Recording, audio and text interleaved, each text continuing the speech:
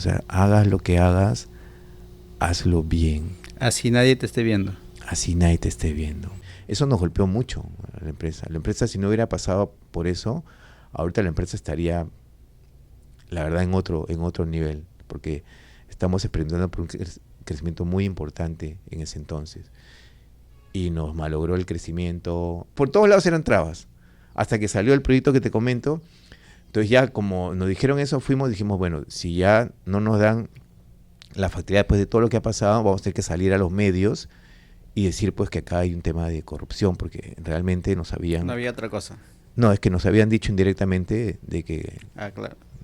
vamos cerca de 2 años, después de 2 años de ASEAPAL, con el estudio hidrológico, el permiso de aprobación, y ¿sabes lo que nos pasa? Para que veas cómo es de corrupto el sistema. Nos dice, oye, pero su pozo es de 10 litros por segundo. Sí, eso es lo que necesitamos. No, pero nosotros no administramos menos de 50 litros por segundo. Oye, me hubieras dicho eso hace 2 años, me has tenido meciendo 2 años y ahora no me puedes decir eso. Ser perseverante. Si te caes, levántate. Porque a veces es así, la vida es así. La vida te da tropiezos, te caes, te levantas, te empujan, no importa. Sigue adelante siempre con tus proyectos. Porque cuando tú haces bien las cosas y haces lo correcto, siempre la vida te premia. Bienvenidos a este nuevo capítulo de nuestro podcast Foco Inmobiliario. Como todas las semanas tenemos a las mentes más brillantes del sector inmobiliario. En este caso tenemos a César Madrid, CEO de Madrid Inmobiliaria, que nos va a compartir la trayectoria de estos más de 20 años que tiene en el sector inmobiliario. Bienvenido, César, un gusto. Más bien, muchísimas gracias por recibirnos en tu oficina para poder compartir un poco con la comunidad inmobiliaria del país. Coméntanos, César, para que la comunidad, mi comunidad que te conozca, háblanos un poquito, ¿no?, de esa tan larga trayectoria de 20 años, que me comentabas que la empresa comenzó después de realizar una tesis, ¿no? Entonces, detrás de este reconocimiento que ve muchos premios, hay también una trayectoria muy importante. Sí, bueno, gracias. En primer lugar, gracias por la entrevista. Sí, la verdad que la compañía ya ha cumplido 21 años de trayectoria y efectivamente empezamos, o los inicios fue el resultado de un trabajo de tesis de la maestría que llevé en la Universidad Católica del Perú, que era un convenio que tiene con la Politécnica de Madrid, que se llama el MDI, ¿no?, que es el máster en Dirección de Empresas Constructoras e Inmobiliarias. Y bueno, me inspiré un poco. Yo siempre quise tener una empresa desde que estaba estudiando en la universidad. Yo soy ingeniero civil de la UNI, y desde que estudié en la universidad mi objetivo era formar una empresa constructora en ese entonces. Ya la vida me llevó después a formar el inmobiliario, porque recuerdo que cuando yo estudiaba no existía, no había. Es más, cuando yo salí de la universidad no existía un mercado hipotecario. Pero pensar en acceder a una vivienda, recuerdo que yo tuve una anécdota que fui a preguntar al banco para comprar una vivienda y la tasa de interés era más del 20%. Entonces era impensable acceder a una vivienda en ese entonces, y no había un mercado, digamos, desarrollado como lo existe ahora, inmobiliario. Lo que había era básicamente construcción. Entonces formé una constructora, y en el camino, bueno, cuando salí de la universidad con un amigo formé una empresa constructora. Es una anécdota que tengo también. Formé una empresa constructora con un compañero de la universidad mientras yo estudiaba, porque yo, terminando el pregrado, hice una maestría en estructuras en la UNI. Y mientras hacía la maestría, bueno, me recurseaba, pusimos la empresa, hacía mi tesis en paralelo, también estaba haciendo la tesis. Me sirvió mucho la maestría para hacer la tesis. Y pusimos la compañía, pero hacíamos cosas pequeñas, ampliaciones, remodelaciones. Y cuando quisimos hacer algo más grande, tocamos las puertas de los bancos, de COFIDE, me acuerdo, y bueno, se nos cerraron las puertas porque no teníamos un colateral, digamos, que hipotecar para acceder a un préstamo, ¿no? Entonces, como que la cosa se quedó ahí. Con mi compañero dijimos, bueno, vamos a trabajar en empresas importantes, vamos a adquirir experiencia y vamos a ahorrar. Y más adelante nos juntamos, ¿no? Y así fue. Yo me lo tomé muy en serio durante toda mi carrera ya profesional. Trabajé en empresas importantes, en proyectos grandes, en Perú, acá en Lima también. Adquirí mucha experiencia y ahorré todo lo que pude, ¿no? Y ya la vida me llevó a entrar o conocer el mercado de la construcción, porque yo me especialicé en estructuras, terminé trabajando en construcción y después la vida me llevó al tema inmobiliario, que me apasionó mucho. Y obviamente antes de formar la compañía quise estudiar una maestría, ¿no? Para estar más capacitado, sobre todo porque la universidad, el perfil de la universidad, sobre todo la uni, es muy técnico, ¿no? Te enseñan muchas cosas técnicas, pero el negocio en sí, no hay cursos de negocio de este tipo de rubro inmobiliario, digamos, o en términos generales, ¿no? Entonces, cuando estudié la maestría, bueno, dije, bueno, acá es la oportunidad de empezar mi empresa y voy a hacer mi tesis, cómo formar una empresa inmobiliaria con un con un estudio de mercado y un primer proyecto, que fue mi proyecto en Surco. Fue un proyecto muy pequeño de 8 departamentos. Y lo bonito de ahí es que nosotros, la compañía, cuando empezó, el capital social de la empresa apenas era 100.000 soles. O sea, eran los ahorros que tenía, los metí a la compañía. Entonces, a veces es un poquito complicado este negocio inmobiliario. Es un negocio que necesita mucho recurso económico porque tienes que comprar el terreno. El banco te pide que por lo menos compres el terreno, ¿no? Para que te aprueben una línea de financiamiento. Entonces, pues con 100.000 soles no alcanzaba para comprar el terreno.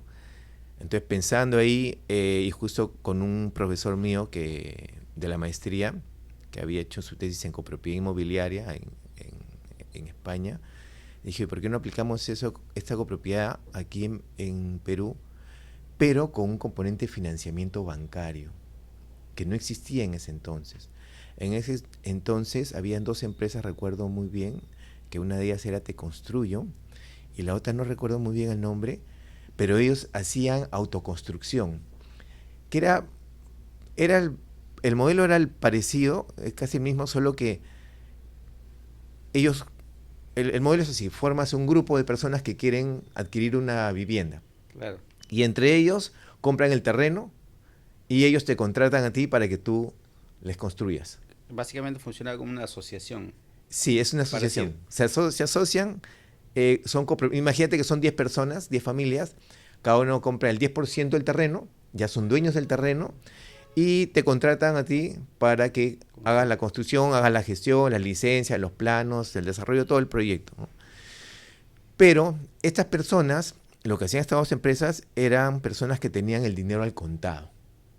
O sea, era como, en vez de comprarse al contado una vivienda, lo que hacían era comprar el terreno y cada mes que uno iba construyendo, empezando la construcción, daban una alicuota, digamos, lo que correspondía a la construcción. Daban el 10% de los gastos mensuales de la construcción, por así decirlo, ¿no? Pero, ¿qué pasaba con este modelo? Era muy riesgoso porque en ese entonces vimos que habían 3 proyectos que habían paralizado. ¿Por qué? Porque, claro, si uno de los 10 propietarios, por algún motivo, alguna emergencia o algo, dejaba de poner el dinero, entonces ninguno de los otros iba a querer poner la parte del que no ponía. Entonces simplemente estaba en default, o digamos, en problemas, porque no había todo el dinero como para continuar la construcción. Y así pasaron 2, 3 proyectos. Entonces yo pensando, dije, ¿cómo hacemos para mitigar este riesgo, ¿no? Porque Hay un riesgo alto ahí, ¿no? Era un riesgo bien alto, Y dije, ¿cómo hacemos para mitigar este riesgo? Y ahí se me ocurre decirle a mi profesor Hugo, que trabajaba en Interbank, le digo, Hugo, ¿por qué no hacemos esta figura pero con un financiamiento del banco? O sea, ellos compran el terreno y en vez que el terreno sea mío, de la constructora, el terreno es de mis clientes. Entonces ellos, obviamente primero, antes de comprar el terreno, tienen que calificar un crédito hipotecario. Entonces cuando ya una vez que califican el crédito, compran el terreno, lo que hacen es ellos hipotecar al banco el terreno para que sirva como garantía para que el banco desembolse los préstamos hipotecarios. Entonces, con eso, ¿qué sucedía? Que el 100% del dinero de la construcción y en términos generales de todo el proyecto estaba en una cuenta garantía del banco antes que se empiece la construcción. Tipo un fideicomiso. Es como un fideicomiso. Es un fideicomiso, pero a lo chico, porque la cuenta garantía es una cuenta que la administra el banco. Entonces, de esa cuenta administrada por el banco, lo que hacían era ir dándole al promotor, en este caso a Madrid, le iban dando el dinero para que él vaya construyendo. Entonces, construíamos, terminábamos, independizábamos, y la garantía se trasladaba al banco, ¿no? Con las unidades independizadas, y fue un éxito, para nosotros fue un éxito porque con ese modelo, nosotros hicimos 22 proyectos. Nuestros primeros 22 proyectos los hicimos con el modelo de copropiedad inmobiliaria, con financiamiento bancario.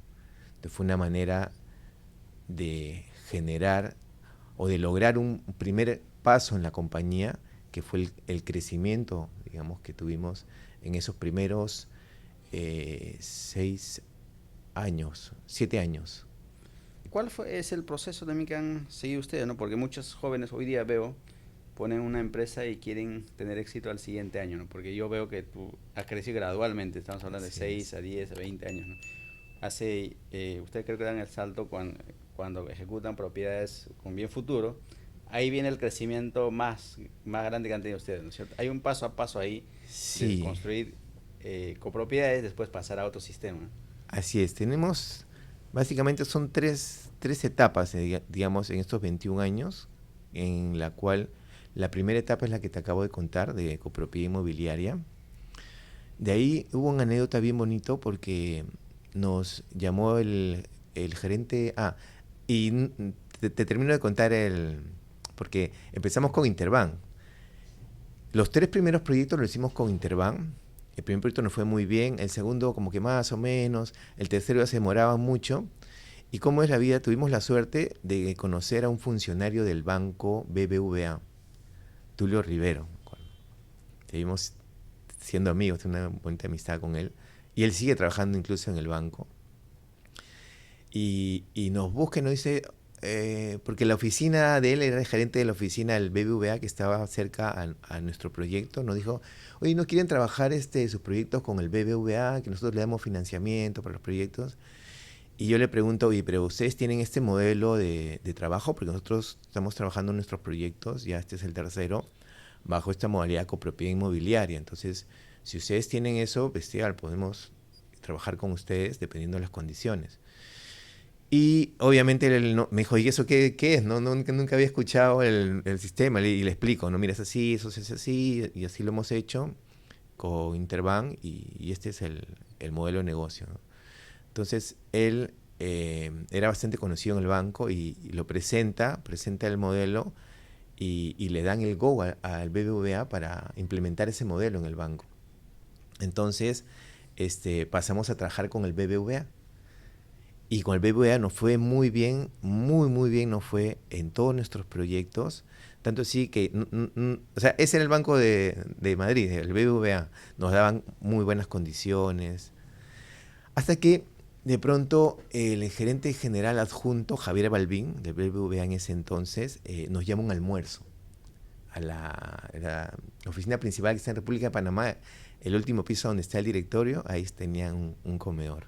Bueno, ahora ya lo han remodelado, pero ahí tenían un comedor muy bonito y nos llaman a una reunión. Entonces yo me sorprendí, ¿no? ¿Por qué? ¿Para qué? Y mi funcionario, Carlitos Vélez, recuerdo, que en paz descanse, nos dice, mira, Jair Albín tiene que tomar una decisión.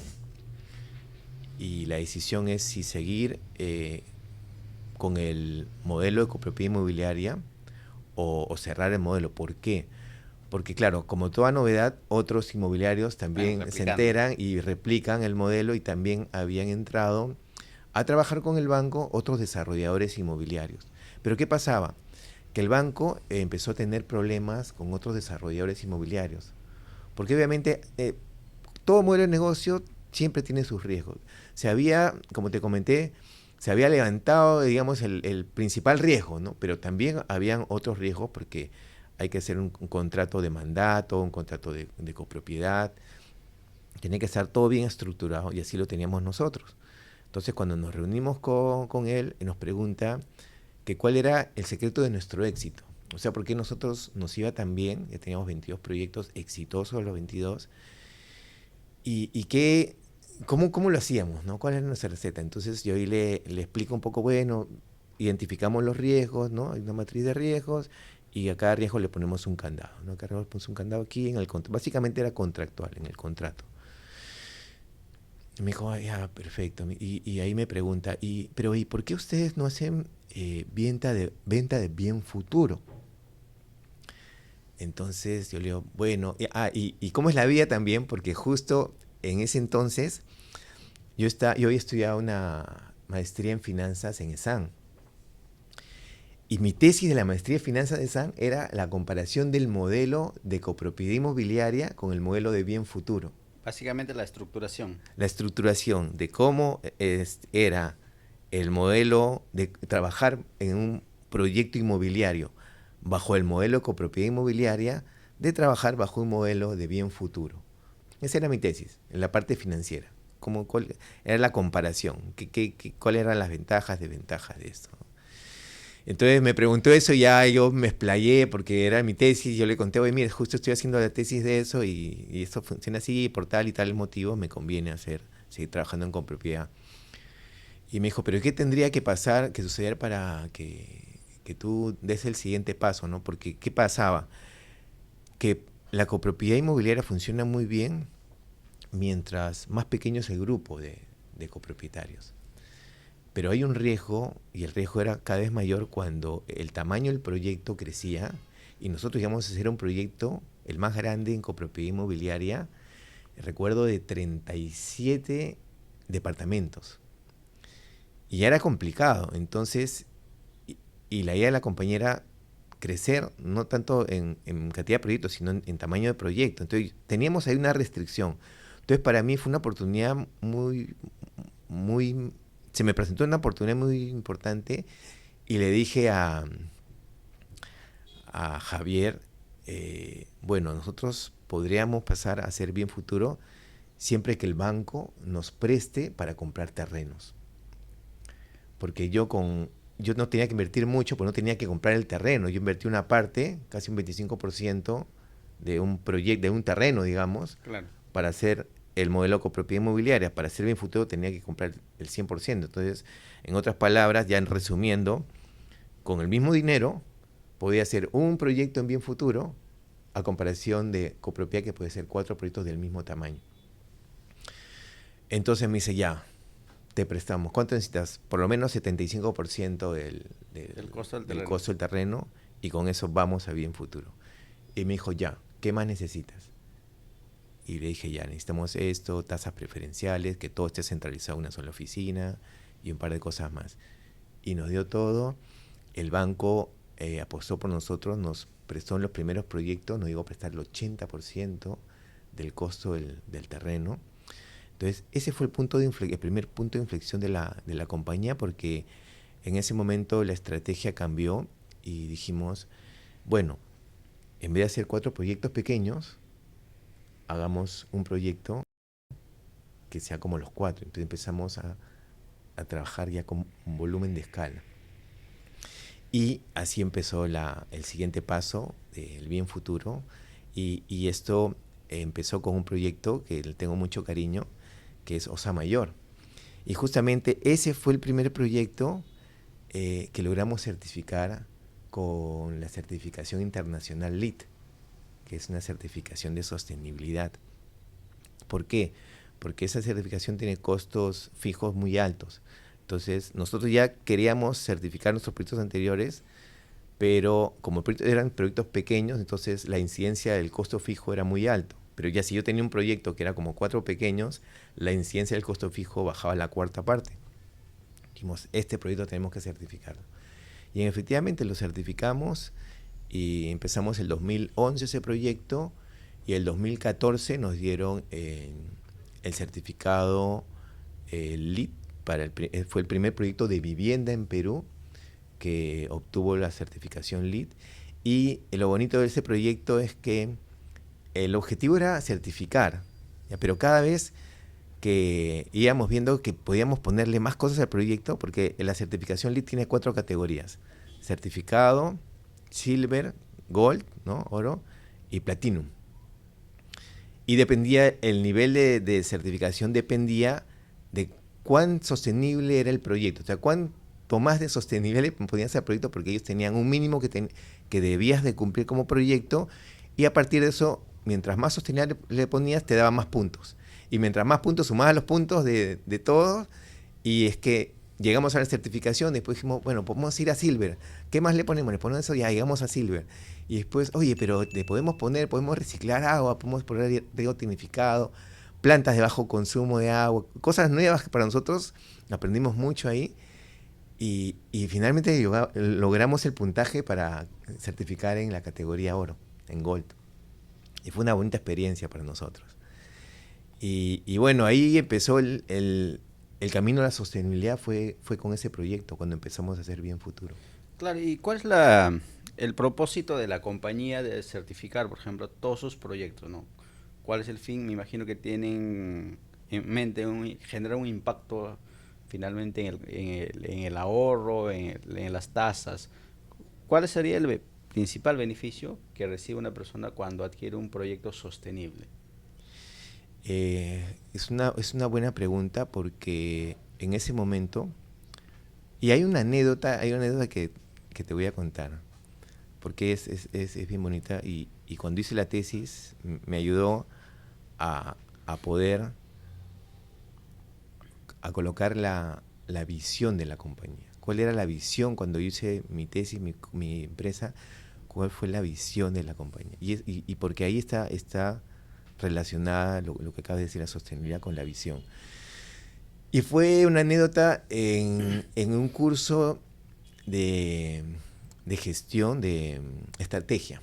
Mi curso de estrategia en la maestría, el profesor está haciendo el curso de estrategia y dice, bueno, según la teoría de Potter, acá hay 3 tendencias, digamos, ¿no? Ustedes, muchachos, pueden optar por una de estas 3 estrategias, ¿no? O ser líderes en costos, o una estrategia de calidad, o una estrategia de diferenciación. Entonces yo ahí levanté la mano y le pregunté, profesor, ¿por qué no pueden ser las 3? Y él me dijo que eso era imposible, porque si queríamos ser líderes en costos, no podíamos ofrecer la calidad, porque la calidad cuesta. Entonces, y si queríamos hacer una estrategia de diferenciación, de igual manera, la diferenciación te cuesta, ¿no? Ofrecer un producto diferente del resto es costoso, y entonces tampoco podía ser líder en costos, ¿no? Y bueno, ya me quedé con eso, y cuando estaba haciendo la tesis dije, bueno, la visión de la empresa justamente era en ese momento ser reconocida por lograr esas 3 cosas. Ser una empresa que ofrezca productos y servicios de calidad, con valor agregado y a precios competitivos. Entonces ahí aterrizo a la pregunta que me hiciste, ¿no? O sea, ¿por qué el tema de certificar? O sea, ¿por qué certificar los proyectos? Y uno de los motivos justamente era para ofrecer al mercado algo diferente, ¿no? Y ahí venía la estrategia de diferenciación, porque hasta el momento, como te conté, en la primera etapa de la compañía, cuando trabajamos con el modelo copropiedad inmobiliaria, era un modelo innovador, era un modelo diferente. La ventaja de este modelo era que el cliente finalmente no adquiría, porque él construía su departamento, nos encargaba la construcción, y eso tenía una ventaja, porque él no compraba una vivienda, sino él construía su vivienda, construía su departamento, ¿no? Es como que te quieres construir una casa, ¿no? Compras el terreno, construyes la casa. Acá era un departamento, pero no era uno, eran 10. Entonces tiene una ventaja, porque él no había pues una utilidad del constructor, no había un IGB de la mano de obra, por ejemplo, ¿no? La mano de obra está en planilla de los propietarios. Entonces obviamente había una ventaja, ¿no? Entonces cuando me pasé la anécdota con Javier Balbín en el Continental que te contaba, y se da la oportunidad de iniciar el modelo de venta de Bien Futuro, es que dijimos, bueno, ¿y ahora qué qué le ponemos diferente, cómo nos diferenciamos del resto del mercado. Y ahí es que tuve la suerte que justo fue para el 2011 que un amigo mío estaba certificando el primer proyecto de oficinas con la certificación LEED. Y me llama y me dice, oye César, mira, he construido este proyecto. Me acuerdo porque fui a hacer una visita, visité el proyecto. Le dije, oye, cuéntame un poco acerca de la certificación. Y ahí me explicó, mira, la certificación es así, tienes que lograr tantos puntajes. Y yo dije, wow, qué bonito, y esto tengo que hacerlo yo para vivienda, ¿no? Entonces, cuando empecé a averiguar sobre esto, me di cuenta que no habían proyectos, o sea, ya habían otros proyectos de oficina, sí, en ese entonces, pero de vivienda no existía ningún proyecto con una certificación LEED. Entonces, me asesoré al respecto y dije, bueno, vamos a ver, vamos a probar, porque era una prueba de si es que realmente se podía certificar una vivienda, qué tan difícil era certificar la vivienda. Y bueno, obviamente el tema de certificar un proyecto, independientemente de la certificación internacional que hagas, el concepto es de generar ahorros, generar eficiencias en los proyectos que puedan generar ahorros, y de esta manera contribuir con el cuidado del medio ambiente también, ¿no? Porque hay un componente importante del medio ambiente. Entonces dijimos, bueno, vamos a ver cómo nos va, y iniciamos con ese proyecto, digamos, ese valor agregado diferencial que Madrid Inmobiliaria ofrecía a sus clientes, ¿no? Que obviamente hay un componente de ahorro importante, ¿no? Porque el hecho de reducir, de generar eficiencias en un proyecto y reducir el consumo de electricidad y de agua, eso genera un ahorro, un beneficio al cliente.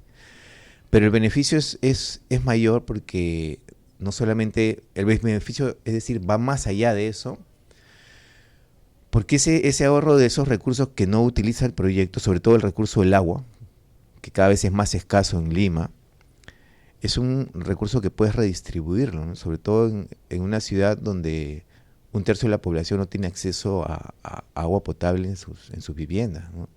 Y donde cada vez es más difícil en muchos sitios, que te contaba el proyecto de Santa Clara, que tuvimos problemas con el agua, 2 años esperando factibilidad de agua porque no había fuente de agua.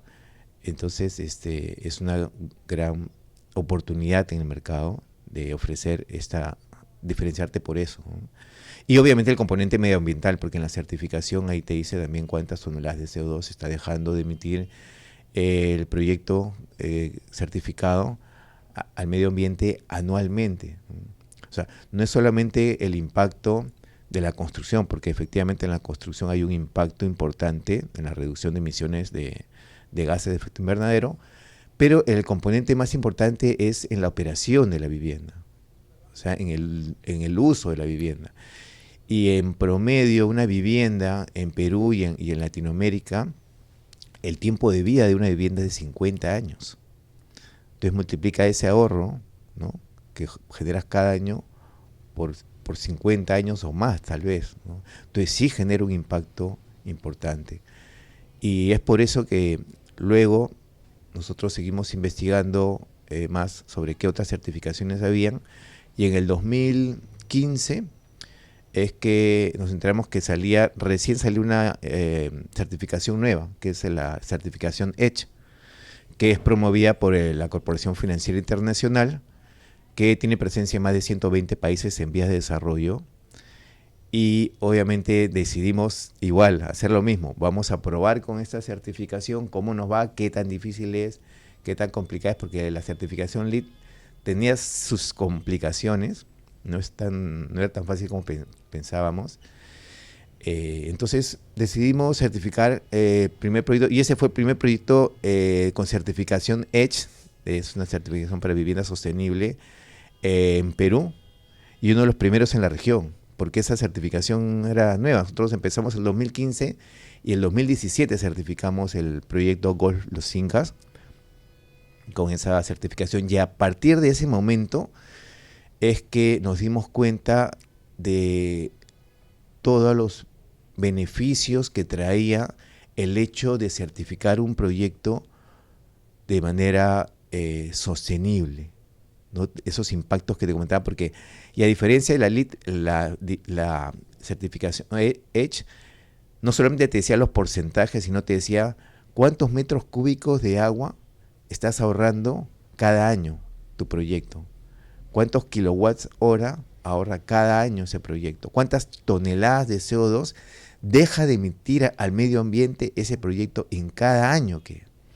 Entonces, cuando hicimos los costos y vimos cuánto es lo que invertíamos, porque eso es una inversión, claro. Obviamente para lograr eficiencias tienes que invertir, tienes que poner tecnología, los ascensores eficientes, las bombas, sistemas de reciclaje, los griferías ahorradoras, los focos LED, las termas, paneles solares también colocamos. Entonces, toda esa inversión,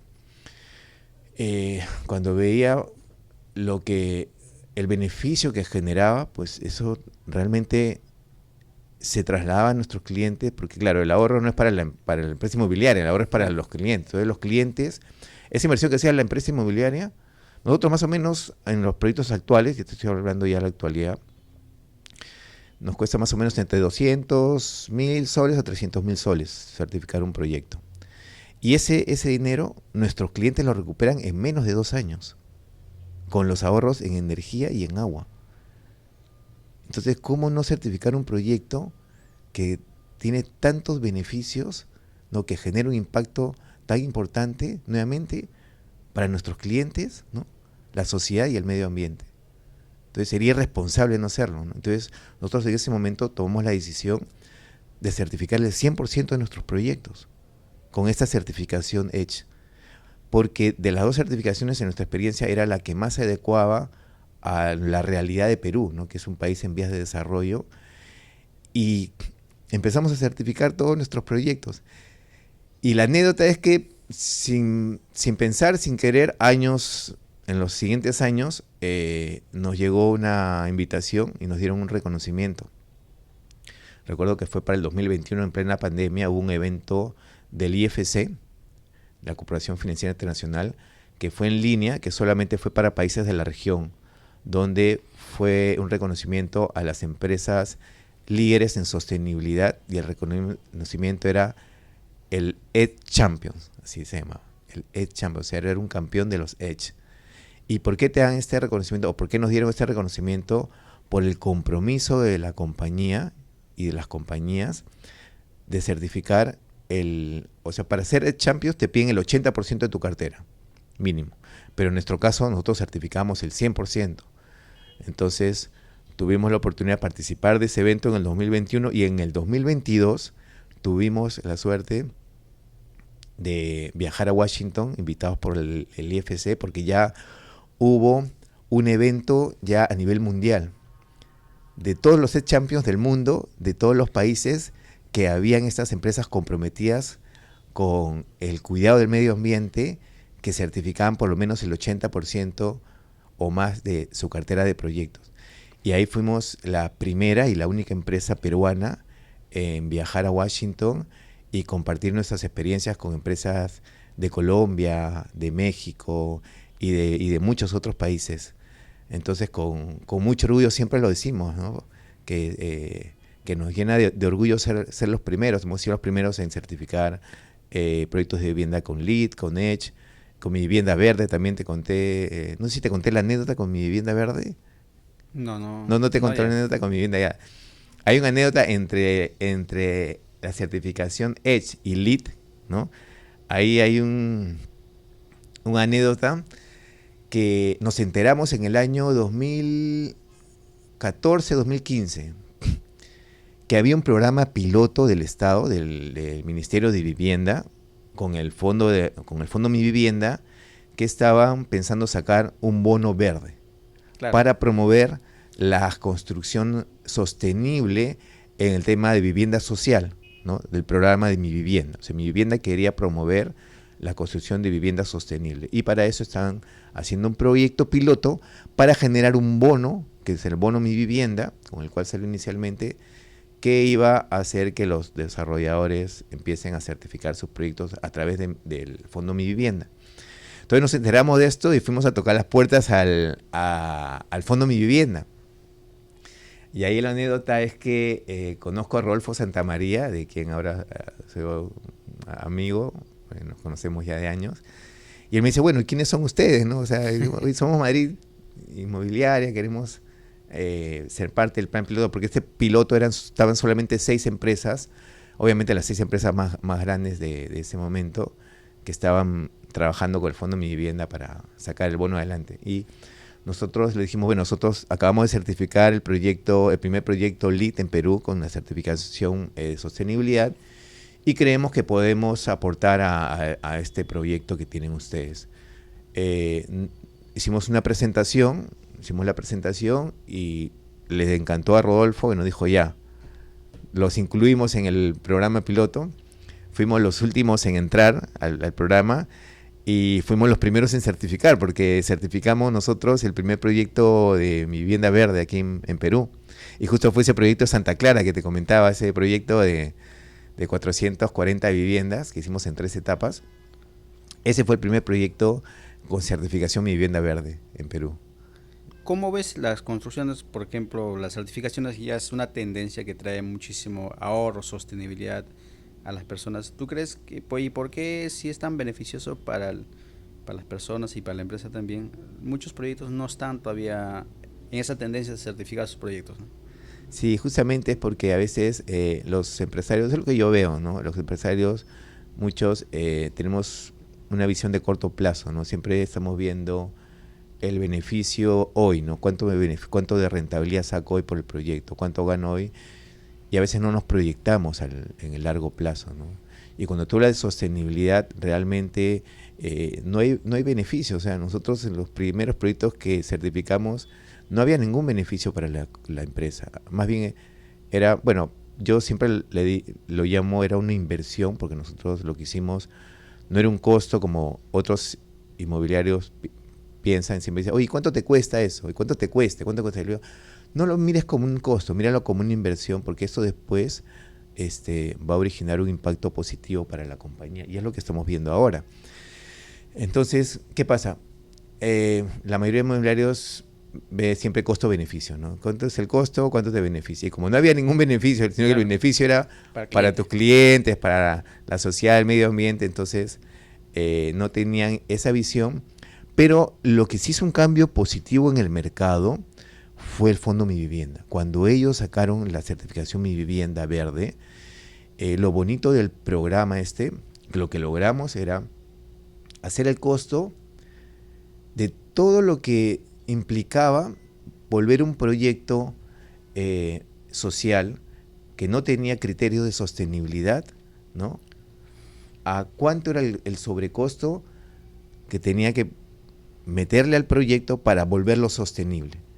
Y ese diferencial, habían 3 categorías dependiendo del grado de sostenibilidad que le pongan. Mientras más sostenible, el bono era mayor. Había 3 niveles, me acuerdo en ese entonces. Entonces, el bono era, no recuerdo si, creo que era 5.000, 4.000 y 3.500 soles, creo, por departamento. Es un promedio más o menos que se calculó. Entonces, ¿qué es lo que hacía este bono? Este bono hacía justamente compensar por el lado tanto de la oferta de la demanda, ese sobrecosto del promotor, para que el promotor no se vea afectado, digamos, ¿no? Y pueda certificar sus proyectos sin que eso le cueste del bolsillo, porque ese diferencial lo cubría el bono verde, que lo daba el Estado. Entonces el Estado le daba el bono verde y eso no lo trasladaba al cliente, porque no le costaba al cliente ni tampoco le costaba al promotor. Era el Estado quien daba ese bono para promover justamente la construcción sostenible para vivienda social. Entonces, ¿qué pasó en ese entonces? En ese entonces, yo recuerdo que había algunas iniciativas del IFC en muy pocas municipalidades que empezaron a sacar ordenanzas verdes. No sé si recuerdas, sí. Empezó la Municipalidad de Surco, después se sumó la Municipalidad de San Borja, la Municipalidad de Miraflores. Entonces, el IFC trabajaba con las municipalidades, más nosotros formamos parte de algunas reuniones con algunas municipalidades para ver la manera de sacar estas ordenanzas, qué beneficios se podía dar a los promotores inmobiliarios para que compensen ese sobrecosto que significaba volver sostenibles los proyectos. Entonces, así empezaron con algunas municipalidades. ¿Y qué pasaba? Claro, el desarrollador que construía en Surco, como había ese beneficio, entonces construía sostenible en Surco. Pero si construías en Magdalena, en San Miguel, en Pueblo Libre, donde no había ese beneficio, no construías sostenible, ¿no? Entonces era un tema que no lo hacías por un tema de que hay un compromiso real por tus clientes, o la sostenibilidad, el cuidado del planeta y todo eso, sino que era un tema de, acá hay un beneficio, lo hago aquí, y acá no hay un beneficio, no lo hago aquí. Entonces, pensando en cómo romper eso, es que se me ocurrió conversar con los bancos, pues porque a los bancos, yo me acuerdo mucho, y esa anécdota la tengo con Manuel Piñán del BBVA, porque con eso trabajamos bastante. Le digo, oye Manuel, mira lo que está haciendo el Estado en el bono Mi Vivienda, y ahora la mayoría de promotores se están yendo a Mi Vivienda porque es una desventaja estar fuera de Mi Vivienda, porque los clientes obviamente, y después hubo ya un tema de la tasa, que también no solamente es el bono era en dinero, sino era en tasa. Entonces los clientes obviamente preferían comprar en un proyecto sostenible porque tenían una menor tasa y tenían una menor cuota. Entonces yo decía, oye, mira lo que está haciendo el Estado, Mi Vivienda, pero eso es para vivienda social, pero vivienda no social, ¿qué podemos hacer? O sea, ¿qué puede hacer el banco al respecto? ¿Por qué no crean un bono parecido al de Mi Vivienda, en bono o en dinero o en tasa, que genere un impacto, pero a nivel transversal, ¿no? Y hablé con el BBVA, también trabajamos con Banbif en ese entonces. Después de algunos años hablé con el BCP, y Manuel se lo tomó muy en serio. Y Manuel presentó el proyecto al BBVA, y lo vinieron trabajando con el IFC durante varios años, le tomó eso, hasta que sacaron el bono verde del BBVA. Ahora tiene el bono verde, tiene el Banbif, y el BCP también ha sacado un bono en tasa también para beneficiar a las personas que compran un proyecto sostenible. Entonces, de esa manera, ahorita ya, no sé si te das cuenta, pero ya hay muchas empresas que están empezando a certificar sus proyectos porque ven que hay ese beneficio, ¿no? De que tienen sus clientes por el lado de la demanda, de que tienen un plus en la tasa, digamos, una menor tasa hipotecaria, si es que compran un departamento en un proyecto que cuenta con una certificación de sostenibilidad. Normalmente te piden LEED o EDGE. Entonces, es que recién ahora se está empezando a ver que ya más promotores están empezando a certificar sus proyectos.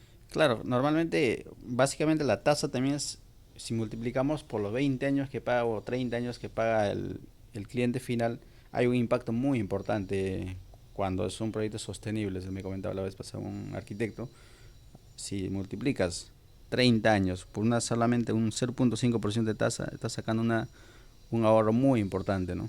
Así es, porque, por ejemplo, de bajar nomás, creo que la tasa es 0.5 puntos básicos, digamos, ¿no? Claro. Sobre una tasa, no sé, pongamos de 10%, ¿no? Estás hablando de un 5% menos en la cuota, ¿no? Si pagas una cuota, no sé, pues de 3.000 soles, o sea, eso representa, no sé, pues 150 soles mensuales, ¿no? Al año estás hablando de 1.800 soles, multiplícalo por 20, o sea, Claro, no es poca cosa, ¿no? Y sobre todo en los estratos socioeconómicos bajos, el impacto es mayor, porque a veces por ese diferencial de tasa la gente aprueba o no aprueba un crédito hipotecario, un crédito Mi Vivienda, por la capacidad de pago muy restringida que tiene, ¿no? Entonces es una oportunidad también para promover que más personas puedan acceder al financiamiento de su vivienda.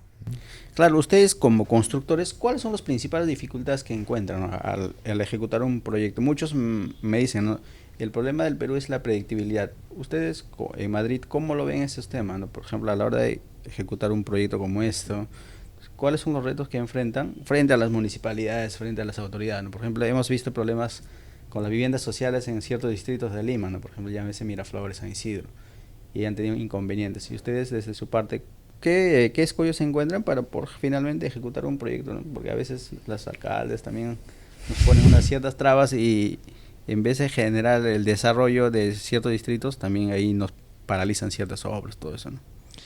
Sí, lo importante en este negocio, como yo siempre digo a los chicos cuando ingresan a la compañía, es hacer las cosas bien. Hagas lo que hagas, no importa lo que hagas, haz las cosas bien. Entonces, como empresa tenemos que ser el ejemplo. Tenemos que hacer las cosas bien como empresa. ¿Qué pasa? ¿Qué pasa con el tema de vivienda social cuando salió la norma? Que obviamente hay de todo en el mercado, ¿no? Hay buenos desarrolladores inmobiliarios y también hay malos desarrolladores inmobiliarios. Entonces hay mucha gente que abusó de eso. Realmente daba mucha pena, porque nosotros evaluamos en el mercado la competencia, y vemos proyectos BIS, que realmente es un BIS de fachada, pero los precios de venta de los departamentos no tienen ninguna lógica con el BIS, están todos por encima de él. Entonces utilizan se supone esta ordenanzas que van a beneficiar a las personas, porque la idea es que eso se aplique finalmente para promover la vivienda social, terminan distorsionando el modelo y llevándolo a un beneficio económico propio. Entonces, eso está mal. Entonces, y así como eso hay muchos otros malos ejemplos, pero cuando tú haces las cosas bien, todo te sale bien, pero no siempre todo te sale bien, porque sí hemos tenido problemas como compañía. Te contaba la anécdota de ese proyecto que duró 3 años, imagínate, o sea, tú haces una inversión y tienes que demorar 3 años en poder sacar adelante tu licencia. Porque un año para acumular algo que tendría que ser muy rápido, porque yo no sé por qué tendría que demorar un año, pero a veces lamentablemente la corrupción te pone trabas, en vez de facilitar las cosas, te pone trabas. Y claro, cuando tú quieres seguir una línea ética, correcta, pues tienes que soportar todas esas trabas hasta que finalmente logras el objetivo. Entonces nos tomó un año lograr la acumulación. Luego de eso, cuando vamos a CEDAPAL, y nosotros antes de comprar el terreno teníamos un certificado de existencia y suficiencia de redes. O sea, en otras palabras, existían agua y existían redes. O sea, habían redes y había agua. Y cuando vamos a pedir nuestra factibilidad después, porque no podías pedir la factibilidad si no estaba acumulado el lote. Entonces, como nos demoramos un año en acumular, cuando vamos a pedir la factibilidad, CEDAPAL nos dice, no, ya no hay fuente, no hay agua. Pero si y nos han dado este certificado de... No, pero es que eso sí es un año. Hace un año se había, ahora no hay agua. Entonces dijimos, oye, ¿ahora qué hacemos? No, que tienen que ver cómo resolver, tienen que hacer un pozo, tienen que hacer acá un pozo. Bueno, ya un pozo. Entonces dijimos, ya, hacemos el estudio hidrológico. Ya hicimos el estudio hidrológico, nos demoró como 2 meses el estudio hidrológico, ahora había que presentarlo a Lana para aprobar el estudio hidrológico. 10 meses para aprobar el estudio hidrológico en el Lana. Puedes imaginarte, para aprobar un estudio hidrológico 10 meses, ya, pasó un año. Vamos a CEDAPAL con el estudio hidrológico aprobado. CEDAPAL agarra y dice, ya, pero ¿y dónde está el estudio, la autorización de la perforación del pozo? Pero ustedes no nos han dicho que necesitamos, no, necesitan el estudio de perforación. Nuevamente a LAN, a sacar el permiso de perforación. Casi otro año más para sacar el permiso de perforación del pozo. Vamos cerca de 2 años, después de 2 años de CEDAPAL, con el estudio hidrológico, el permiso de aprobación, y ¿sabes lo que nos pasa? Para que veas cómo es de corrupto el sistema. Nos dice, oye, pero su pozo es de 10 litros por segundo. Sí, eso es lo que necesitamos. No, pero nosotros no administramos menos de 50 litros por segundo.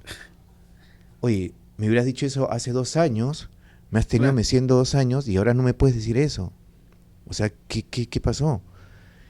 Y ya nos fuimos un poco, ya subimos un poquito el tono de voz y llegamos, y lo que nos ayudó mucho es que en ese entonces nos enteramos, porque salió en el periódico, en el comercio, salió que en ATE iban a inaugurar una obra de un proyecto de 200 litros por segundo. 200 litros por segundo, nosotros necesitábamos 10 litros por segundo. Dijimos, wow, ya ahí con eso ya va a haber agua para nuestro proyecto.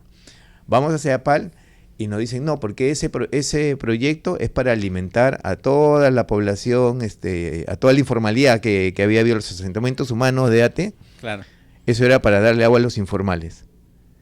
Y al formal que estaba pidiendo agua, para un proyecto que eran 10 litros de los 200 que tenía, que era menos de 10 litros incluso, porque con todas las eficiencias que logramos, creo que eran 6 litros, pero nos sacamos 10. Entonces, ¿Qué pasó? Fuimos, nos enteramos, hubo una conferencia de prensa me acuerdo que era Rudencinio Vega, creo que era, creo que subió como gerente general de CEDAPAL, y ya pedimos una reunión con él, porque ya era el colmo, lo que estaba pasando ya desbordaba y dijimos que si no nos daban nuestra... y aparte del pozo, hicimos un montón, hicimos 5 opciones más para mejorar pozos que habían por la zona. Nosotros hicimos un estudio de los pozos que venían trabajando y repotenciando 2 de los pozos que estaban por la zona, podíamos abastecer de esos 6 o 7 litros por segundo que necesitábamos. Pero igual, nos hacían trabas, no querían. Hicimos otra derivación de un pozo que había de otro proyecto, pero ya tampoco nos quisieron dar. O sea, por todos lados eran trabas. Hasta que salió el proyecto que te comento. Entonces ya como nos dijeron eso, dijimos, bueno, si ya no nos dan la factibilidad después de todo lo que ha pasado, vamos a tener que salir a los medios y decir pues que acá hay un tema de corrupción, porque realmente nos habían... No había otra cosa. No, es que nos habían dicho indirectamente de que... Claro. Obviamente no teníamos pruebas, pero era claro, o sea, todo lo que había pasado, ¿no? Y ahí es que él nos dijo, y le dijimos que nosotros habíamos comprado el terreno con un certificado de ciencia de suficiencia, se lo mostramos y ahí nos dijo, miren, ¿saben qué? No se preocupen, búsquenme en una semana, voy a hablar con la parte técnica para ver cómo solucionamos ese problema.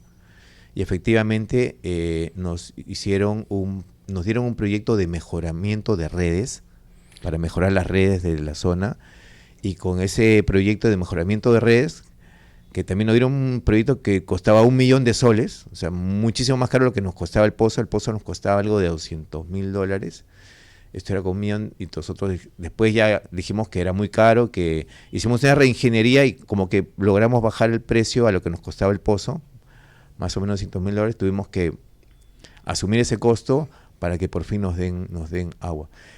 Esa es una con CEDAPAL. Después tenemos otra con las municipalidades también. En la municipalidad, y eso fue una anécdota que pasó con la municipalidad de Surco. Nosotros todos nuestros proyectos lo hacíamos en Surco, pero claro, eran proyectos pequeños, ¿no? Pero cuando ya empezamos a crecer en proyectos, hubo un proyecto, el más grande de ese entonces, recuerdo, que eran 2 torres de 10 pisos. No recuerdo cuántos departamentos eran, pero era nuestro proyecto más grande en ese entonces. Y teníamos un anteproyecto aprobado, compramos el terreno, hicimos el expediente de licencia, ingresamos el expediente de licencia, el acta de arquitectura de la comisión aprobada. Perfecto. Y después se supone que tenía que venir el acta de estructuras y de instalaciones. ¿Pero qué pasó? Nunca nos entregaron ni el acta de estructuras ni el acta de instalaciones. El expediente lo subieron a la gerencia, fuimos a reclamar, nadie nos daba noticias de dónde estaba nuestro expediente. Se pasaron los 25 días que teníamos de ley para presentar silencio positivo administrativo. Presentamos el silencio positivo administrativo. Eso debería de darnos automáticamente la licencia. La municipalidad nos responde con una carta indicando que no aplicaba el silencio positivo administrativo, lo cual es una locura, con argumentos totalmente fuera de sitio. Y después ya me enteré porque había un arquitecto que después yo conocí, que formaba parte de la comisión que había aprobado, que lo llamaron para que anule el acta, y yo no entendía por qué. Al final, como no respondía al silencio positivo, tuvimos que judicializar el caso y le hicimos una demanda a la Municipalidad de Santiago de Surco. Y eso fue otra historia porque fue terrible, teníamos todas las de ganar en la demanda.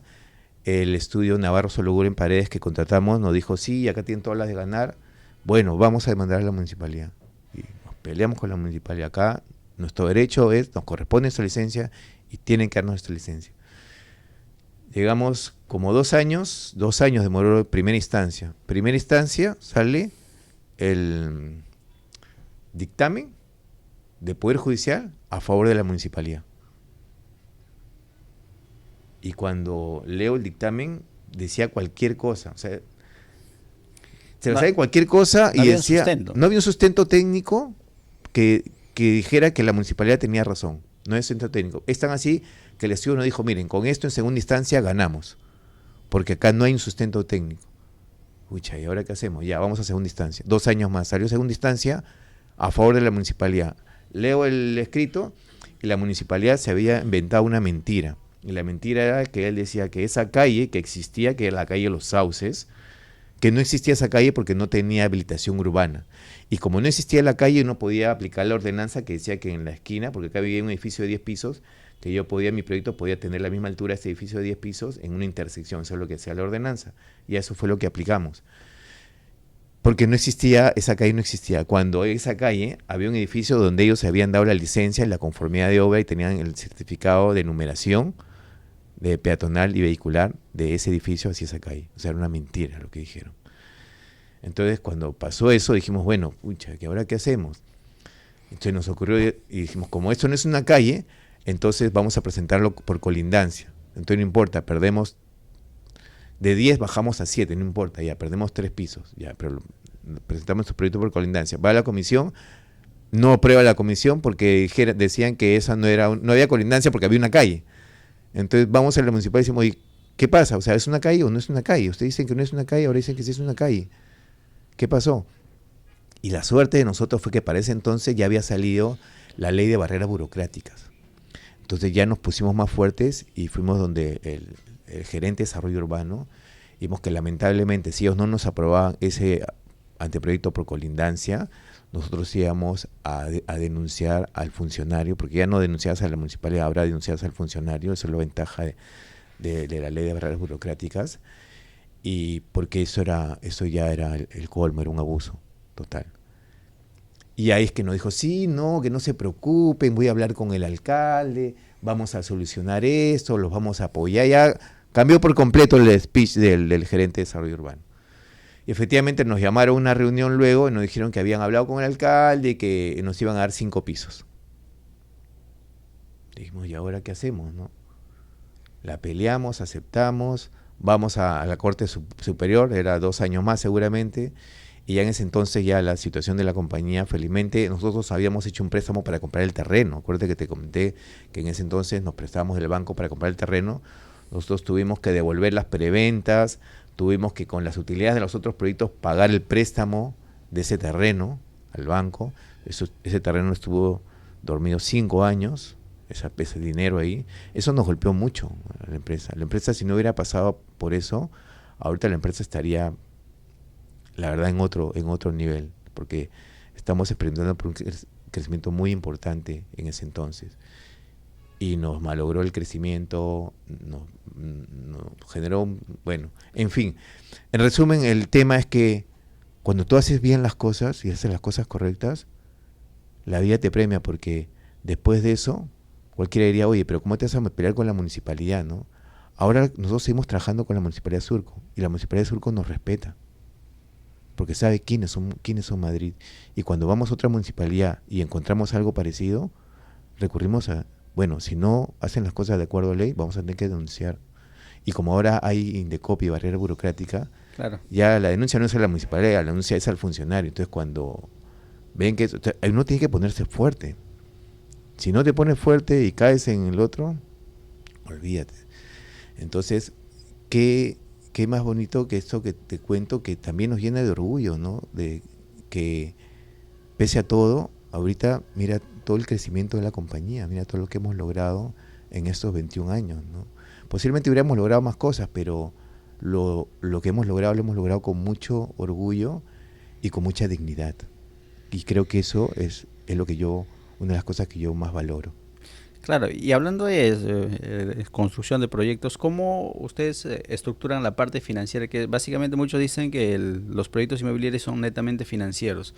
¿Ustedes tienen un fondo de inversión o se apalancan básicamente? ¿Bajo qué modelo están trabajando? Porque yo he hablado por ejemplo, con Juan Carlos.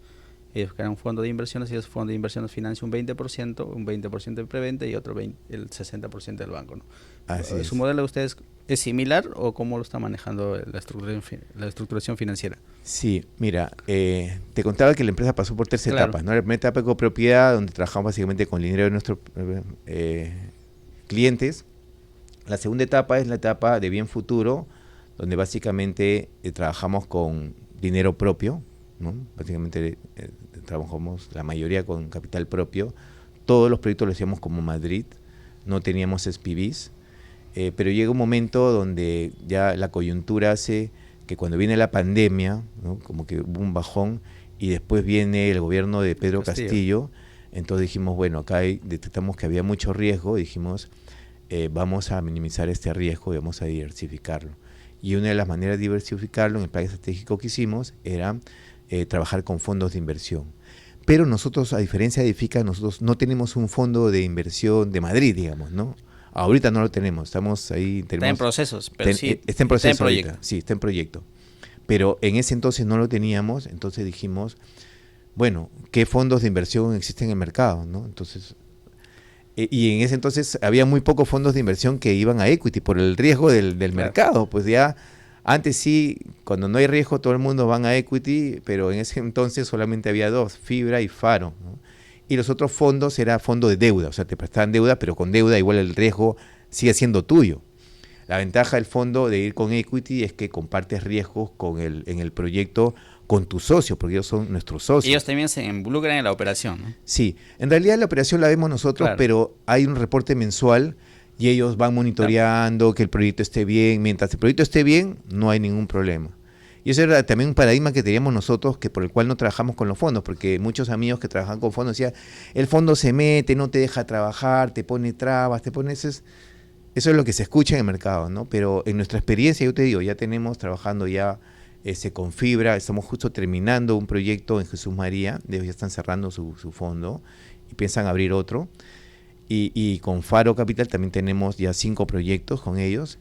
Entonces, ahí es donde cambia la estrategia y dijimos, bueno, vamos a trabajar con estos fondos de inversión, y los proyectos ya empezamos, porque era un requisito del fondo que formes las SPVs, ¿no? Esas compañías fuera de la matriz, ¿no? Fuera de la matriz, y ahí que empezamos a generar Madrid 1, Madrid 2, Madrid 3, estamos por Madrid 9, creo, que son estas SPVs donde nos asociamos con el fondo y vamos como socios en porcentajes, ¿no? O sea, el aporte, que es lo que hay que meter al terreno, que dice Juan Carlos, ese 20% de aporte, ya lo hacemos en sociedad con el fondo. Digamos, sobre ese monto, iniciamos con Fibra, trabajamos con 30-70, o sea, nosotros ponemos 30%, ellos colocaban 70%, y actualmente con Faro empezamos con 25-75%, ¿no? Los primeros proyectos, y ahorita ya estamos con 20-80%. O sea, nosotros ponemos 20% y el fondo pone 80%. Y vamos a riesgo en compartido. Compartido, así es. Claro, mucho, también lo que comentan, no sé cómo sacan su rentabilidad ustedes, ¿no? La rentabilidad básicamente sale de ese 20% que uno pone de inversión, el resto básicamente asume el banco o el fondo de inversión. ¿Usted esa figura compartes tú? Porque la vez pasada, por ejemplo, a Pamela le preguntaba, ¿y cómo sacas tu rentabilidad? Mira, la rentabilidad es esta. Yo pongo 20%, sobre ese 20% es lo que sale de la rentabilidad. Uno de afuera piensa que la rentabilidad, tú pones 100 y de ahí sacas la rentabilidad, ¿no? Por ejemplo, si yo pongo 100, gano 20, yo pongo 20, gano 20, yo pongo, mientras menos dinero pongo, mucho mejor la rentabilidad, me decían, ¿no? Exacto, así es. O sea, el concepto es ese, ¿no? Mientras menos dinero pongas en el proyecto, la rentabilidad va a ser mayor sobre tu inversión, ¿no? Hay varias maneras de medir la rentabilidad. Nosotros, por ejemplo, trabajamos, uno de los indicadores es, para aprobar un proyecto, digamos, es la rentabilidad sobre la venta. O sea, cuánto es la utilidad del proyecto entre la venta de todo el proyecto. Entonces es un factor que puede estar entre 15 y 20%, dependiendo del tipo de proyecto. Entonces ese es un factor. Hay el otro factor es la rentabilidad sobre lo que tú inviertes, ¿no? O sea, tú pones 100 y cuánto sacas sobre lo que pones, ¿no? El multiplicador que le llaman, ¿no?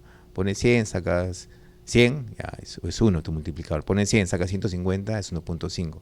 Pero es un indicador puntual, porque eso depende realmente, ese multiplicador, en cuánto tiempo lo recuperes, ¿no? Porque no es igual recuperarlo en 2 años que recuperarlo en 4, ¿no?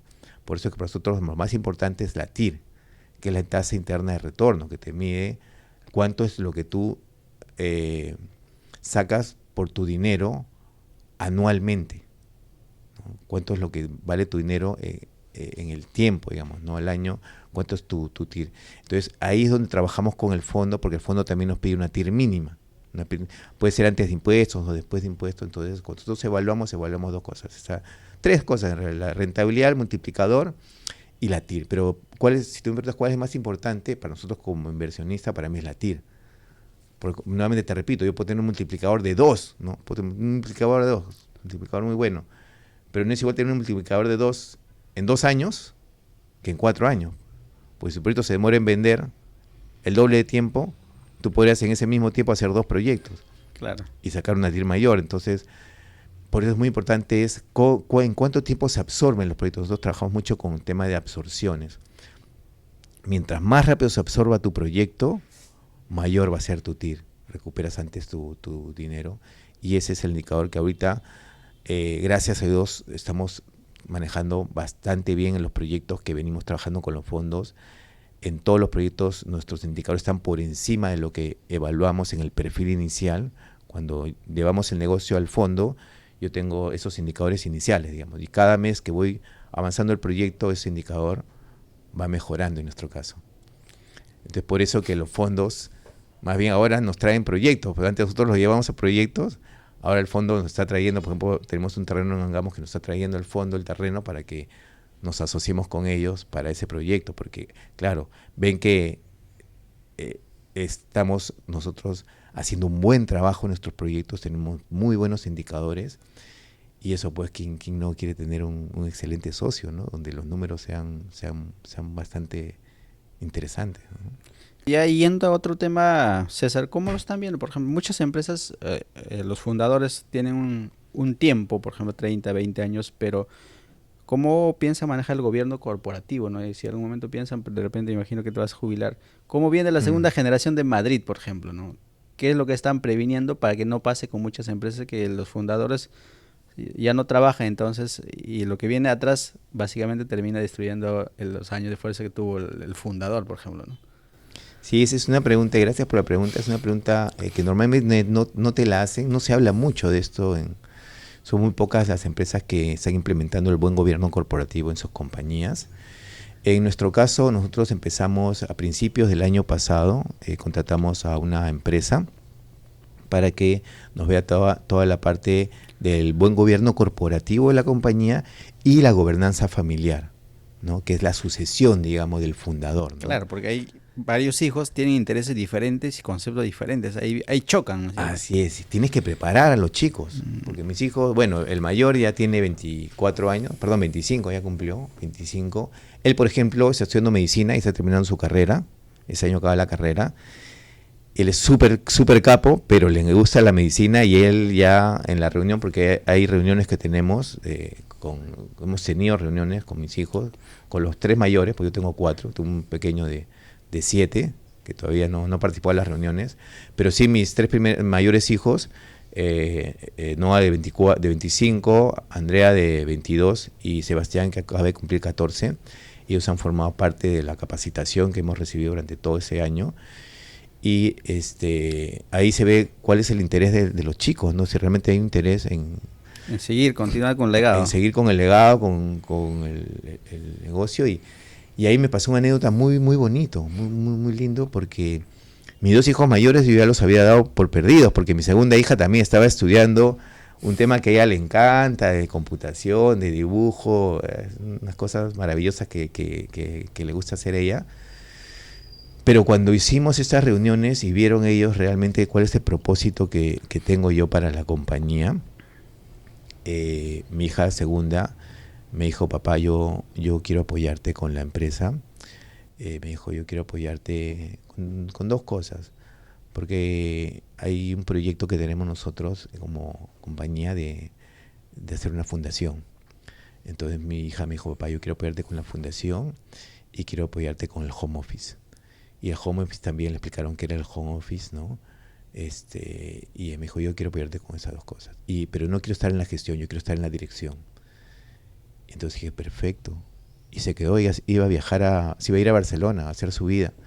Y decidió quedarse aquí en Perú, apoyarme con este proyecto que tengo de la empresa, de esas 2 cosas.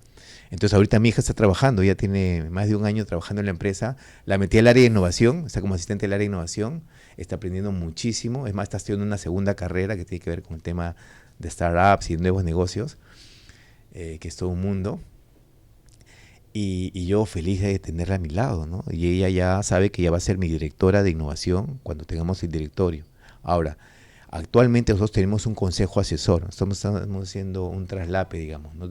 Todo este año, el 2026, estamos implementando, ya está operando un consejo asesor y la idea es que para el 2027 ya formemos un directorio, ya un directorio en la compañía y yo paso a presidir el directorio, ¿no?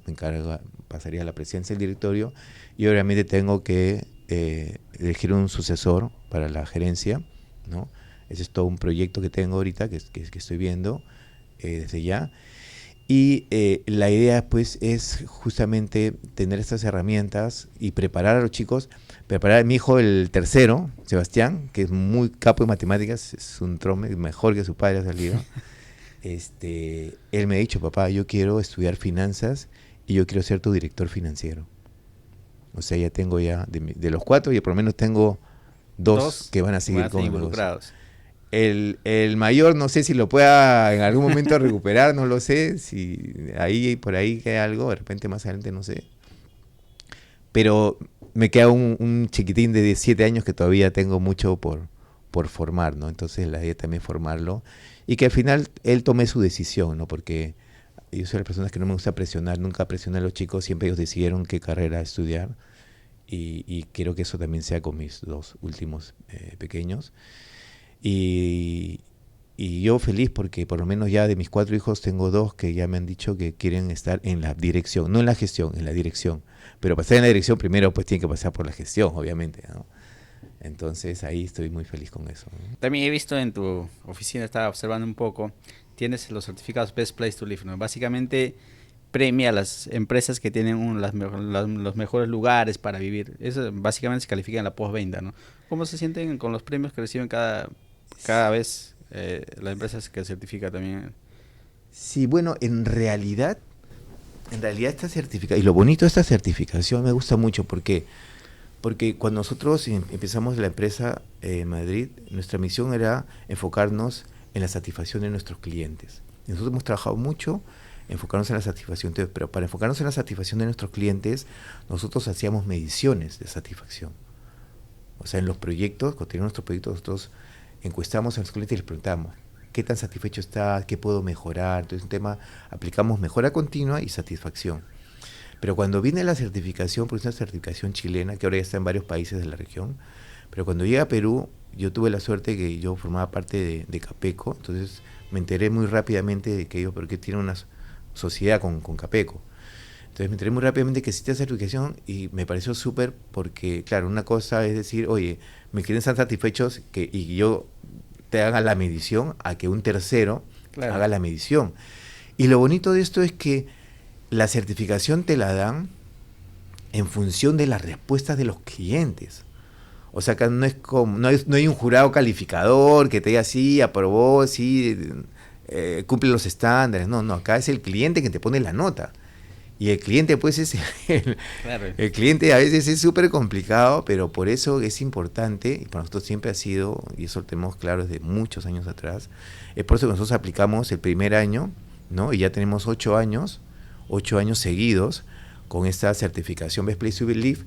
Y lo que hace, cada vez en los mejores lugares para vivir, lo que hace es básicamente hacer un cuestionario de como 90 preguntas a nuestros clientes y les hacen las preguntas en diferentes etapas del proceso. De la en la parte postventa. No solamente en la postventa. Te hacen preguntas porque ellos te dan indicadores desde la etapa de venta. ¿Qué a los tiempos, todo eso? ¿Qué tan satisfecho está el cliente? Imagínate, tú me compras un departamento. Yo te atiendo en la sala de ventas, te hago el seguimiento para tu crédito hipotecario, el desembolso, todo eso. ¿Qué tan satisfecho estás tú con la atención del asesor, con el producto, con la orientación, con el seguimiento? ¿Qué tan satisfecho estás en la etapa de ventas? Después viene la etapa del seguimiento. Después viene la etapa de la entrega del departamento, cuando ya yo te llamo, te comunico, vamos a hacer la entrega, hacemos todo un... Es un momento wow, le llamamos nosotros para la entrega. Te preguntan qué tan satisfecho estás en el proceso de entrega de tu departamento, ¿no? Y después te preguntan ya en porque esa encuesta es 6 meses después de haber recibido tu departamento. Entonces, obviamente después de 6 meses te preguntan qué tan satisfecho estás también con la postventa. O sea, la postventa es cualquier reclamo que pueda haber, que siempre pasa, ¿no? Porque la construcción es una industria manual, ¿no? O sea, Claro. muchas cosas se hacen a mano. ¿Qué tan satisfecho estás con la atención de la postventa? Entonces, esos son 3 indicadores de servicio, porque es lo que también es el servicio. Aparte de eso, hay también indicadores de producto. O sea, te dicen qué tan satisfecho has estado con los equipamientos, con las áreas comunes, con los materiales, con los acabados, la calidad de los acabados. ¿Qué tan satisfecho estás con la calidad de los acabados? Las griferías, los enchapes, las cerraduras. Te preguntan de todo y te dan ese benchmark y te dicen ahí los niveles, y lo bonito es que tú puedes tener el benchmark de cómo estás con la industria y cuáles son los aspectos de mejora donde puedes implementar acciones de mejora continua, ¿no? Entonces ahí te dicen, y es increíble. Nosotros, me acuerdo la anécdota de cuando nos dieron la nota la primera vez, en todo estábamos bien, pero en postventa estábamos bajo. Era lo más bajo que teníamos en la postventa. Yo, pero no puede ser, porque estamos tan bajo. Pero cuando vamos a ver el benchmark, éramos los más altos de todos los que habían certificado, porque te comparan con, o sea, aquí no te dicen cuál es el mejor ni cuál es el peor, pero sí te dan el benchmark de tu empresa, cómo está respecto al resto. Nosotros estamos con la nota más alta. Es una nota baja, pero es una nota más alta del benchmark de las otras empresas que habían certificado. Pero lo bonito es que tú, con esa información, puedes implementar acciones de mejora para ir mejorando cada vez tu producto y tu servicio. Claro, lo relevante también es escuchar la opinión de la gente que te consume el producto, ¿no? Sí, y es más, es tan al detalle hay que te ponen ahí la nota y tú puedes entrar a un Excel donde están los comentarios de las personas que pusieron esa nota.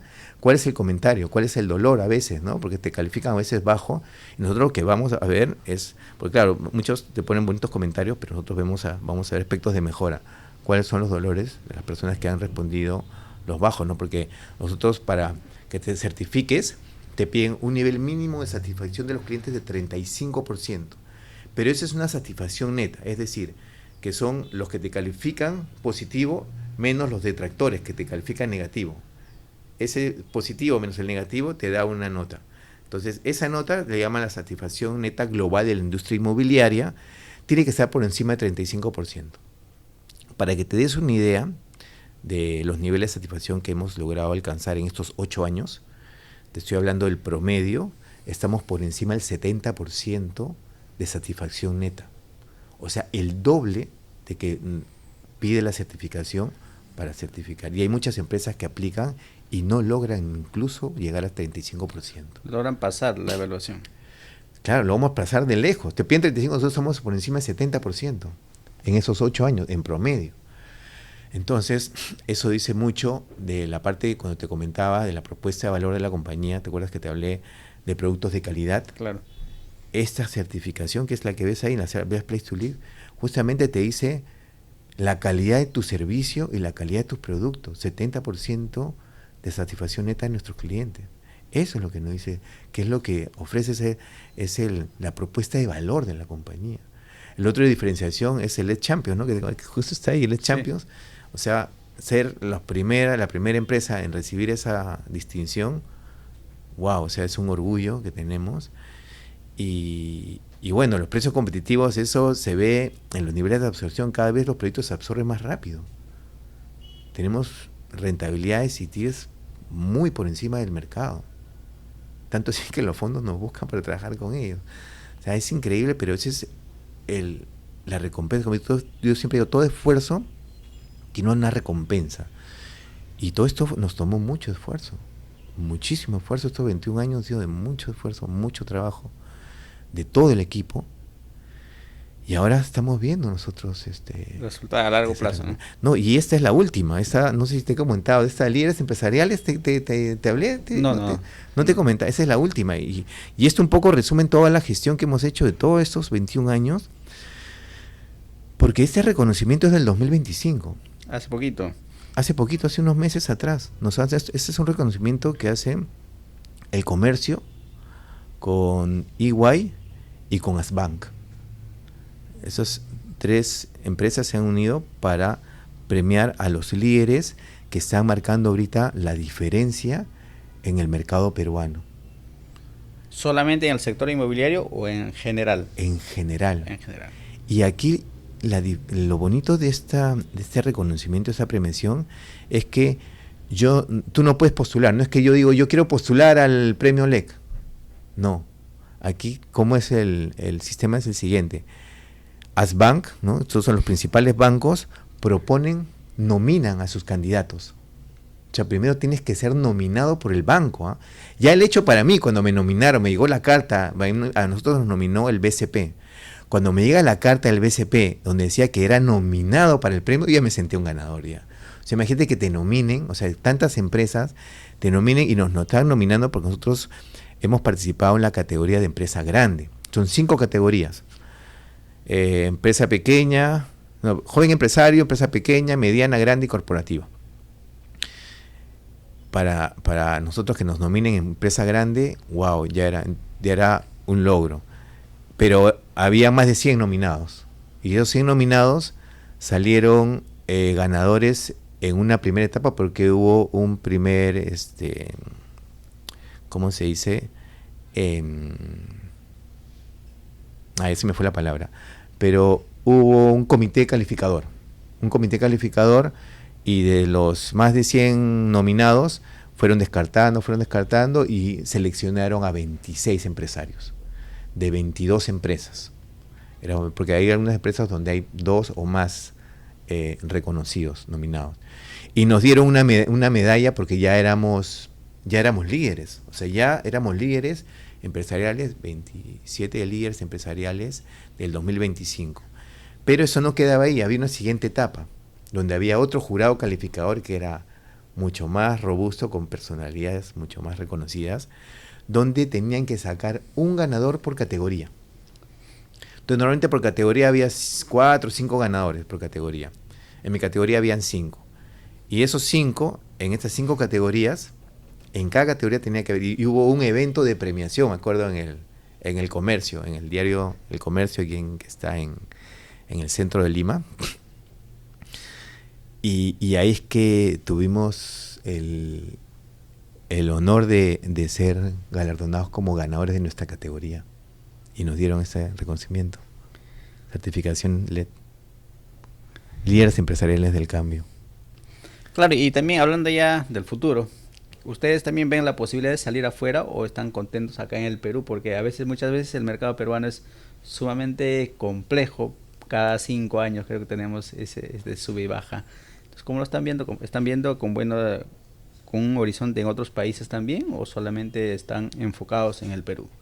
Sí, gracias por la pregunta, porque nosotros justamente para el 2027 ya vamos a empezar a diversificar. O sea, ahorita tenemos líneas de negocios que están orientadas básicamente a hacer vivienda, ¿no? Vivienda multifamiliar, ¿no? Acá en Perú, en Lima. Estuvimos viendo un proyecto en Arequipa que al final se cayó, porque nos íbamos a asociar, al final se cayó el proyecto, era un proyecto muy, muy grande, eran como 1.100 viviendas, al final no se dio. Estamos buscando de salir, asociarnos con alguien para hacer un desarrollo en Arequipa. Hemos estudiado bastante el mercado y nos gusta. Pero aparte de eso, sí, por un tema de diversificación de riesgos, sí hemos visto que es necesario, dado el crecimiento de la compañía, dar un paso afuera. Pero es algo que estamos evaluando ahorita. Evaluando a dónde sería, en qué ubicación o zona geográfica sería la mejor donde podríamos incursionar.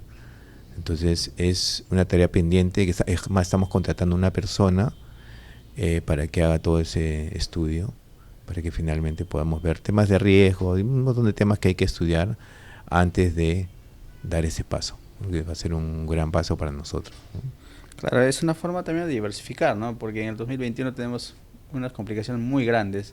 Así Y es. había una fuga de capital muy importante, que estamos hablando de 15.000 millones o más. Así es. Entonces, me imagino que ustedes también ven, pues como otras empresas, ¿no? Que salir afuera también es una forma de proteger el patrimonio. Sí, hay muchas empresas que han salido, que ya tienen operaciones en varios países. Y bueno, la idea es que nosotros también demos ese paso de acá a unos años. Y esta ya es una pregunta personal. ¿Cómo le gustaría ser recordado a César Madrid, ¿no? De repente, ¿cuál es el propósito de haber construido una empresa con 100.000 soles hoy día convertirse en una de las empresas más importantes en el sector inmobiliario? Yo tengo un propósito de vida que hace muchos años tengo en la mente y me viene dando vueltas. Por falta de tiempo todavía no lo hemos empezado, pero ya eso se viene para el próximo año de todas maneras, que es crear la fundación. Es algo que me motiva mucho y que también he visto que a mis hijos les motiva mucho. Y finalmente quiero que sea mi legado, creo que sea ese, ¿no? Porque la inmobiliaria, si bien es cierto, es un vehículo para llegar pero la inmobiliaria no se queda en la inmobiliaria. Tengo un plan y justamente el directorio y todo eso que estamos implementando en el gobierno corporativo es para formar un holding de compañías. Esa es la idea de Madrid, tener un holding de empresas y que todas esas empresas alimenten a la fundación, para que la fundación tenga recursos y hacer todo un modelo en la cabeza de cosas que quiero hacer con la fundación, que lamentablemente por falta de tiempo no las he hecho, pero ahora, como te digo, en el 2027 voy a salir de la gestión a la dirección, entonces ahí voy a encontrar ese espacio que necesito para sacar todas las ideas y poder dar inicio con la fundación con fuerza, ¿no? Y hacer muchas cosas lindas que queremos hacer con Claro, muchísimas gracias, César. Ha sido un placer conversar contigo. Más bien, la disculpa del caso por el incidente. No te preocupes. No, siempre pasan estas cosas. Claro, y esperemos que no sea la última vez que compartamos esta anécdotas, experiencias de hacer una empresa en el Perú, ¿no? Y finalmente, ¿cuáles serían tus recomendaciones para los jóvenes, por ejemplo, que quieren emprender, ¿no? ¿Cuáles son los factores que tienen que tener en cuenta para no desfallecer en el camino? Sabemos que en el Perú somos emprendedores, creo que el 85% de personas quiere ser empresario, pero muere en los primeros 5 años, ¿no? Así es, sí. Y justamente en la fundación vamos a tocar una parte para apoyar justamente a estos emprendimientos de jóvenes talentosos, porque hay mucho talento que se pierde por falta de capacitación, por falta de financiamiento. Muchos profesionales exitosos que sus proyectos los ven postergados o a veces no pueden llevar a cabo porque no tienen o no han tenido esa suerte, esa bendición que hemos tenido nosotros, tal vez, que nos ha costado mucho, pero ¿por qué no hacer algo por ellos, ¿no? Para que puedan sacar adelante sus proyectos, ¿no? Y a estos jóvenes en general, que las cosas, y es algo que nuevamente te repito, ¿no? Hacer bien las cosas. O sea, hagas lo que hagas, hazlo bien. Así nadie te esté viendo. Así nadie te esté viendo. Porque no depende de que te vean o no, depende de aquí, de qué tan bien, qué tan satisfecho, qué tan tranquilo te vayas a dormir por las noches, ¿no? Y qué tan tranquilo te despiertes en las mañanas, de saber que estás haciendo algo bien, algo correcto, ¿no? Y lo otro es que paso por paso, ¿no? A veces tú hiciste un comentario al principio de la reunión, de la charla, de que a veces los muchachos quieren, ¿no? Claro. Ya entran a trabajar, ya quieren ser gerentes generales al año siguiente, ¿no? Entonces hay que tomarnos las cosas con calma, hay que sembrar bases sólidas. Es como una carrera, una empresa, una profesión, es como un rascacielos, ¿no? Para tener un rascacielos hay que tener bases sólidas, hay que sembrar bases sólidas, porque si no es así, ¿de qué te sirve crecer tan rápido? Hay muchas empresas que se ven acá en Perú y a nivel mundial, crecen muy rápido y así como crecen, de pronto se caen como un castillo de naipes, porque no tienen bases sólidas, ¿no? Entonces, construir bases sólidas. Y una de las cosas que contribuye a tener esa base sólida es la capacitación. Capacitarse. Y no solamente decir, ya me capacité, estudié un diplomado, una maestría y ya me conformo con eso. No conformarse. No puedes conformarte, tienes que seguir capacitando, tienes que seguir aprendiendo. Yo, el día que no aprendo algo nuevo, no puedo dormir por la noche. Yo tengo que aprender algo nuevo cada día. Y he aprendido muchas cosas que no te he comentado, seguramente me gustaría comentar en otra reunión, claro. Cosas ya personales del aprendizaje que estoy teniendo ahora, de cosas que estoy viviendo, que es increíble. pero que están sucediendo. Entonces, si queremos llegar lejos, pues paso firme. Primero, lo primero, y segundo, lo segundo. Entonces, como subir una escalera, ¿no? No puedes dar el salto, das el salto y posiblemente te tropieces. Y lo otro que me ayuda mucho también es la perseverancia, ¿no? Ser perseverante. Si te caes, levántate. Porque a veces es así, la vida es así. La vida te da tropiezos, te caes, te levantas, te empujan, no importa. Sigue adelante siempre con tus proyectos. Porque cuando tú haces bien las cosas y haces lo correcto, siempre la vida te premia. Y es un poco lo que ha pasado con Madrid, en mi caso, ¿no? Yo desde pequeño, mis padres siempre me enseñaron a hacer lo correcto. Yo me siento muy feliz de todo lo que he hecho en la vida. Y ahora la vida me premia, me bendice. Yo estoy muy agradecido por eso. Y es justamente por eso que ahora yo tengo que devolver eso a la vida, a la sociedad de alguna forma, ¿no? Con la fundación. Claro, y César, también ¿tú eres la primera rama de familias empresarios o también vienes ya de papás de repente que han tenido negocios, han sido empresarios? Hay mucho que ver el modelo de papá que tenemos también atrás, ¿no? Sí. O también algunos nacemos con esa vena de emprendedor, ¿no? Me hubiera gustado realmente venir de una familia empresaria porque tal vez hubiera tenido otro aprendizaje y hubiera partido de un punto más alto. Yo he partido de abajo, con tropiezos, con todo, pero aquí estamos. Por eso que yo, mis alumnos, por ejemplo, yo dicto en la maestría de SAN, de Gestión y Desarrollo Inmobiliario, y yo les doy toda mi experiencia, todos los tips que puedan haber de todo lo que me ha sucedido para que a ellos no les suceda. Tú lo llevas en la práctica y sabes lo que realmente pasa en una gestión inmobiliaria, ¿no? No es lo mismo escuchar a un profesor que solamente enseña que uno que ejecuta, ¿no? Y es bonito porque después los alumnos te agradecen ese desprendimiento que tú tienes de dar. Yo les doy todo a los chicos, todo, para que ellos, y les digo, formen sus empresas, hagan sus emprendimientos. Esto es posible, ustedes pueden hacerlo. ¿Qué les impide eso? Es simplemente fuerza de voluntad. ¿Qué tan difícil es hacer empresa en el Perú? Muchos dicen que el ser formal en el Perú es demasiado costoso. Y una vez le escuché a un arquitecto, si hubiera sabido que ser formal en el Perú era tan costoso, me hubiera ido del país, decía, ¿no?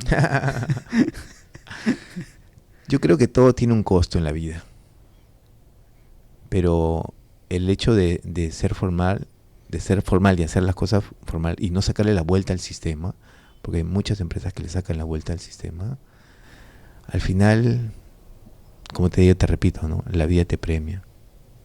Cuando haces las cosas bien, haces lo correcto, la vida te premia. Y eso es una filosofía de vida que yo tengo. Y si para que hacer las cosas bien tienes que ser formal, pues bienvenido. Y si hay que pagar impuestos, pagamos un montón de impuestos. Pero es lo que hay que hacer, es lo correcto.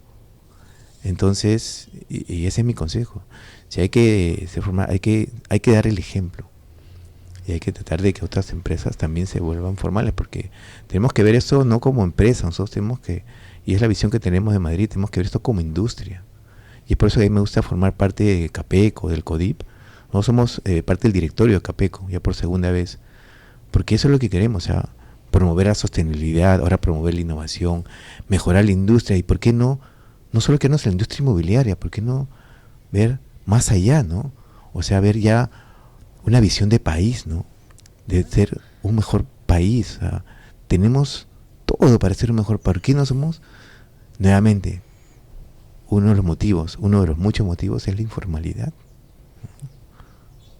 Sí, es que en el rubro inmobiliario el 93% es informal. ¿Cómo combatimos eso para que las personas que hoy día son informales puedan formalizarse?